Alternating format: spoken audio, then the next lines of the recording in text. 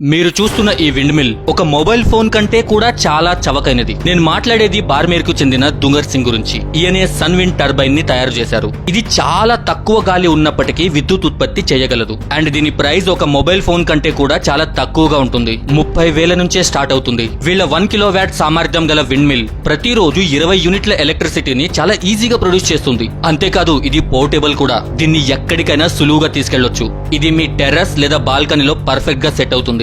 దీన్ని ఇన్స్టాల్ చేయడం కూడా చాలా ఈజీ. సోలార్ అయితే నైట్ టైంలో పనిచేయదు, కానీ ఇది 24 గంటలు పవర్ ప్రొడ్యూస్ చేయగలదు. 4 దిక్కుల్లో ఏ దిక్కున గాలి వీచినా సరే ఇది తిరుగుతుంది. కొన్ని విండ్ మిల్స్ ని వరుసగా అమర్చినట్లయితే ఒక విండ్ మిల్ మరొక విండ్ మిల్ కి గాలిని పంపిస్తుంది. దీనివల్ల ఈ సిస్టమ్ 50% మరింత ఎఫిషియెంట్ గా పనిచేస్తుంది. ఈ విండ్ మిల్ మీ కరెంట్ బిల్లును ఆదా చేయడమే కాకుండా పక్షులకు కూడా ఎంతో సురక్షితమైనది. దీనివల్ల ఎలాంటి సౌండ్ పొల్యూషన్ కూడా ఉండదు. వీళ్ళు 20 కంటే ఎక్కువ దేశాల్లో పనిచేస్తున్నారు. యెమెన్ వంటి దేశం కూడా వీళ్ళ విండ్ మిల్ ని ఆర్డర్ చేస్తుంది. కానీ దురదృష్టం ఏంటంటే మన దేశంలోనే జరిగిన ఈ ఆవిష్కరణ గురించి మనలో చాలా మందికి తెలియదు.